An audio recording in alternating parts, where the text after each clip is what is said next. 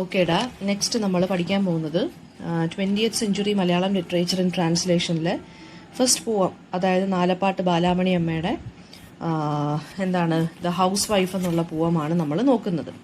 അപ്പം ബാലാമണി അമ്മയെക്കുറിച്ച് നമ്മൾ നോക്കണം. ബാലാമണി അമ്മ ആരുടെ അമ്മയാണ്? നമ്മുടെ മാധവിക്കുട്ടിയുടെ അമ്മയാണ്.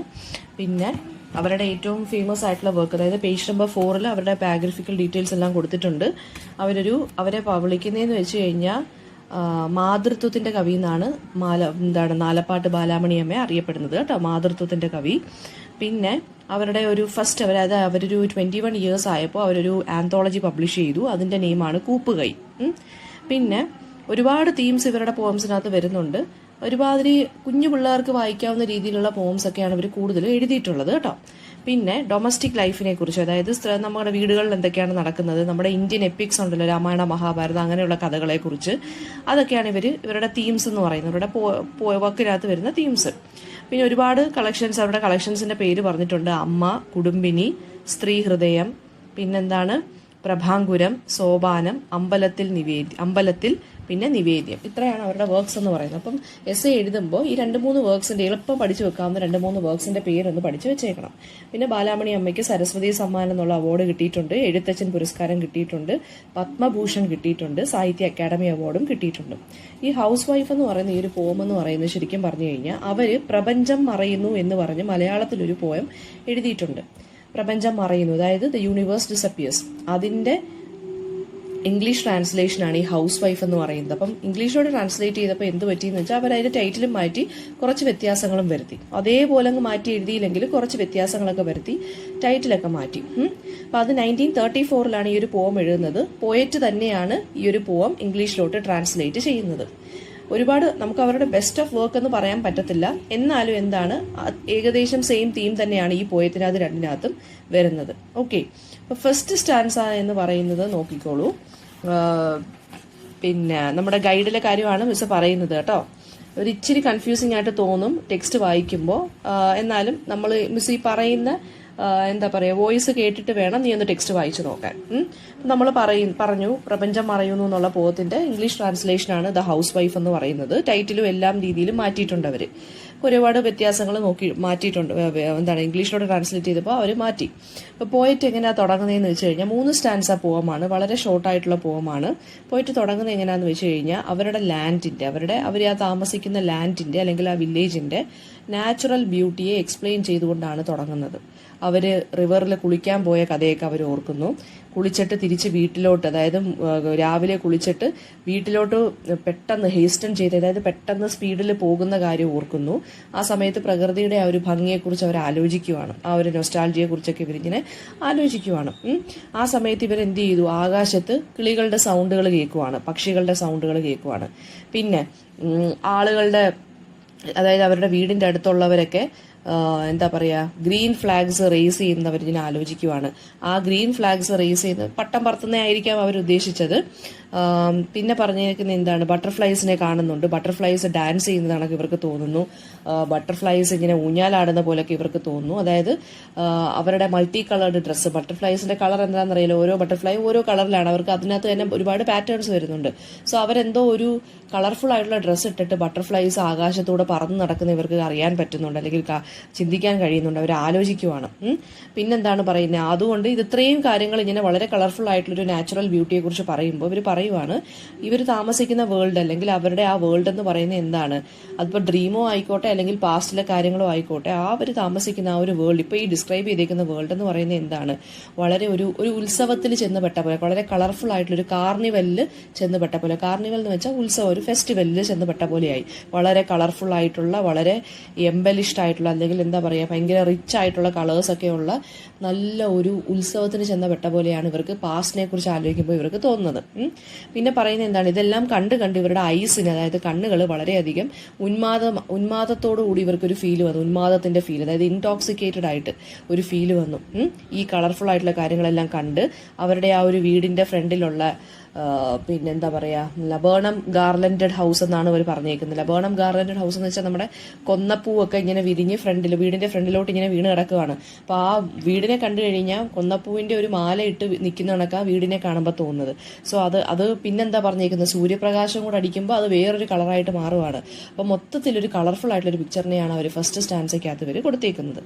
സെക്കൻഡ് സ്റ്റാൻസയ്ക്കകത്തുള്ള പോയം എന്ന് പറയുന്നത്, സെക്കൻഡ് സ്റ്റാൻസ എന്ന് പറയുന്നത് എന്താണ്, she talks about Har relationship with beloved. അതായത് പോയറ്റും നമ്മുടെ സ്പീക്കറും നമ്മുടെ ബിലവഡുമായിട്ടുള്ള, അതായത് അവരുടെ ലവർ ആയിരിക്കാം, ഹസ്ബൻഡ് ആയിരിക്കാം, അത് ആരാണെന്ന് കറക്റ്റായിട്ട് പറയുന്നില്ലെങ്കിലും ബിലവഡുമായിട്ടുള്ള റിലേഷൻഷിപ്പിനെ കുറിച്ചാണ് സെക്കൻഡ് സ്റ്റാൻസ ആവുന്ന പോകാൻ പറയുന്നത്. സൂര്യൻ ഒരുപാട് പ്രകാശിക്കുന്ന കണക്ക് അവർക്ക് തോന്നുന്നു. ആകാശത്തൂടെ, അതായത് സൂര്യൻ ഒരുപാട് പ്രകാശിക്കുന്ന കണക്ക് തോന്നുന്നു. ഇപ്പോൾ അവരെവിടാണ്, അവര് ആദ്യം അവർ പറഞ്ഞേക്കുന്നതെന്ന് വെച്ചാൽ കുളിച്ചിട്ട് തിരികെ പോകുമ്പോഴുള്ള കാര്യങ്ങളെ കുറിച്ചാണ് ഫസ്റ്റ് സ്റ്റാൻസയിൽ പറയുന്നത്.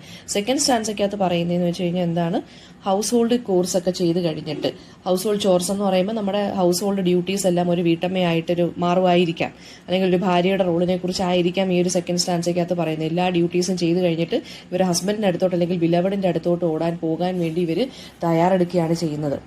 ആ സമയത്ത് സൂര്യൻ ഒരുപാട് പിന്നെ ഭയങ്കരമായിട്ട് സൂര്യന്റെ സൺഷൈൻ വളരെ അധികം അടിക്കുന്നുണ്ട്. ആൻഡ് എന്താണ്, ഈ ബിലവഡിന്റെ അടുത്തോട്ട് പോകുമ്പോൾ അറ്റ്മോസ്ഫിയർ മാറുകയാണ് ചെയ്യുന്നത്. ഒരുപാട് ഹിഡൻ ഇമോഷൻസിനെ കുറിച്ച് ഇവർ പറയുന്നു.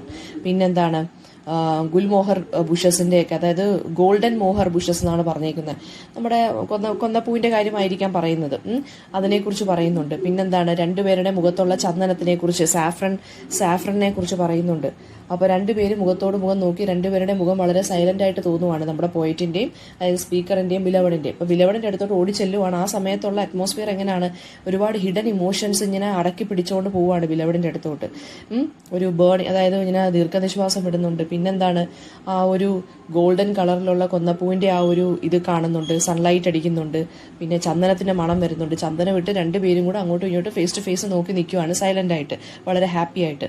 സെക്കൻഡ് പാർട്ട് എന്തിനെ കുറിച്ചാണ് പറയുന്നതെന്ന് വെച്ച് കഴിഞ്ഞാൽ, പിന്നെ പറയുവാണ്, ഒരു കണ്ണാടിയിൽ നോക്കുന്ന പോലെ തോന്നുവാണ്. അതായത് ഇത്രയും കാര്യങ്ങളെല്ലാം അവളൊരു മുഖം ഇങ്ങനെ കണ്ണാടിയിൽ നോക്കുമ്പോൾ ആ കണ്ണാടിയിൽ ഇത്രയും കാര്യങ്ങൾ ഇങ്ങനെ പതിയുന്ന കണക്കാണ് ഇവൾക്ക് തോന്നുന്നത്. അവളുടെ ആ ഒരു വേൾഡ് എന്ന് പറയുന്നത് കണ്ണാടിയിലോട്ട് ചുരുങ്ങിയതുപോലെയാണ് തോന്നുന്നത്. അവളുടെ വേൾഡ് എന്ന് പറയുമ്പോൾ ഈ ഒരു ബിലവഡുമായിട്ടുള്ള കാര്യങ്ങളും അതൊക്കെ വരുന്നത് കണ്ണാടിയിൽ നോക്കുമ്പോൾ പോലെയാണ് തോന്നുന്നത്. ഓക്കെ, ദെൻ പിന്നെ ഒരു കണ്ണാടി, അതായത് ഇവളിപ്പോൾ ഒരു കണ്ണാടി നോക്കുമ്പോൾ അവൾക്ക് ഈ കാഴ്ചകളെല്ലാം അല്ലെങ്കിൽ അവളുടെ ആ ഒരു വേൾഡ് ഉണ്ടല്ലോ, ബിലവഡുമായിട്ടുള്ള മൊമെന്റ്സ് ഒക്കെ ഉള്ള വേൾഡ്, ആ വേൾഡ് ഫുള്ള് കണ്ണാടിയിൽ ഇങ്ങനെ റിഫ്ലക്റ്റഡ് ആയിട്ട് കാണുവാണ്. അവളുടെ ജീവിതം തന്നെ ആ കണ്ണാടിയിൽ റിഫ്ലക്റ്റഡ് ആയി കാണുന്ന പോലെ അവൾക്ക് തോന്നി.